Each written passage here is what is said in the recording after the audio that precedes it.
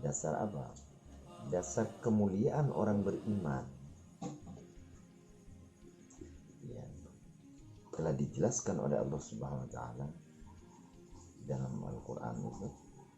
Rasulullah bersabda, "Al-mu'minu afdalu minal malaika." Orang beriman itu lebih utama, lebih hebat, lebih baik daripada malaikat. Malaikat itu sesungguhnya tidak ada dosa, tapi kok masih manusia lebih unggul daripada malaikat.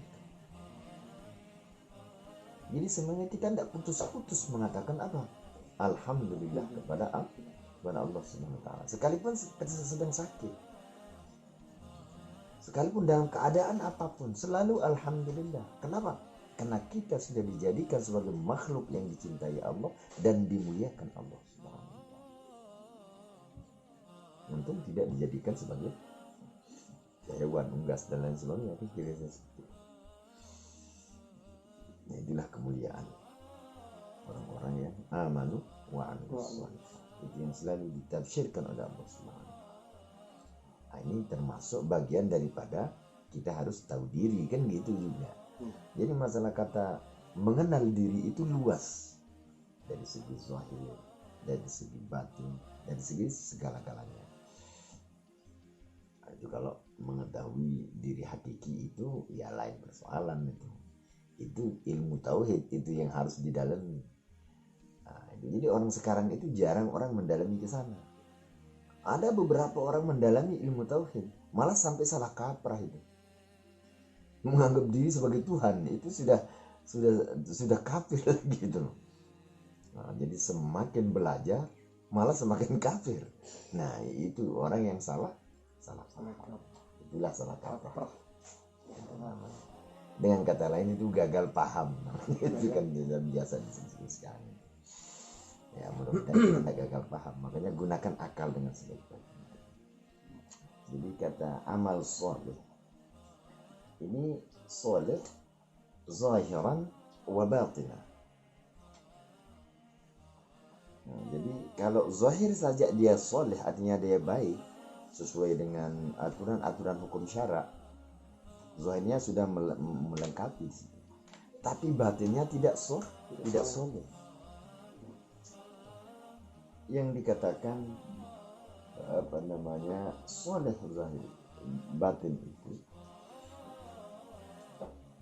adalah batin yang selalu menghayati Tuhan, selalu mengingat Tuhan. Dengan kata lain, batin yang selalu memandang Tuhan. Nah, jadi sebenarnya kata memandang Tuhan, mengingat Tuhan, itu sebenarnya harus dikelirkan itu. Cuman itu pelajaran tauhid di situ. Ini banyak orang nanti dia memandang Tuhan lalu matanya yang melotot. Itu bukan begitu. Batin memandang Tuhan lalu menghayal-hayal di sana, itu salah kaprah juga itu. Jadi banyak itu masalah. Memang kalau yang menyebut tentang masalah hakikat apa segala itu banyak sekali. Tapi kadang-kadang yang nyebut itu kalau dia salah paham di situ, itu larinya kepada kemusyrikan di situ. Itu banyak sekali yang terjadi. Tapi saya tidak pernah temukan orang yang seperti itu. Yang jelas cuman ada, artinya bukan ada saja, banyak. Cuma saya tidak pernah ketemu dengan orang yang seperti itu. Artinya yang kita katakan musyrik itu saya tidak pernah jumpai itu.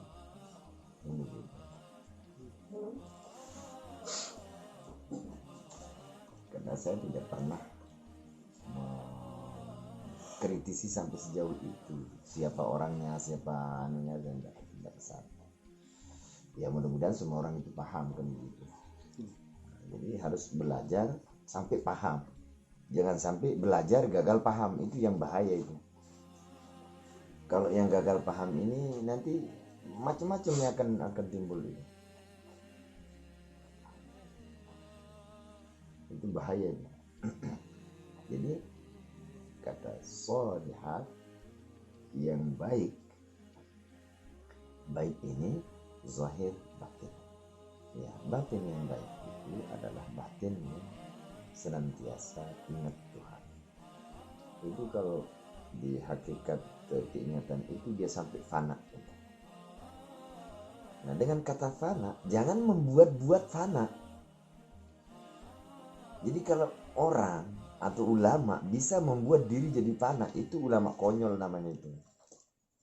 Ulama konyol itu. Kalau dia bisa membuat dirinya fana, berarti hebat kan, bisa membuat dirinya fana, hebat dia. Jadi hebat yang konyol. Artinya kehebatan yang tidak diterima Allah. Kalau dia bisa membuat dirinya fana, kenapa dia tidak buat pesawat? Kenapa dia tidak buat yang lain-lain kan? Kok fana aja bisa dia buat, kenapa yang lain-lain dia bisa buat? Buat aja duit, kira-kira seperti itu kan. Lebih eksis lagi itu kalau dia bisa ciptakan, kira-kira seperti itu. Jadi kata fana itu sebuah wasaf, sebuah sifat. Ketika manusia itu betul-betul mengenal Tuhan, maka alam ini akan musnah begitu saja, yang dirasakan oleh orang ahlul haqiqah itu. Jadi bukan dibuat-buat fana itu. Nah, kalau sudah sampai seperti itu pengenalannya kepada Allah Subhanahu wa taala, maka itulah yang disebut soleh yang secara siddiqin. Orang-orang siddiqin itu seperti itu. Jadi harus soleh zahir dan batin.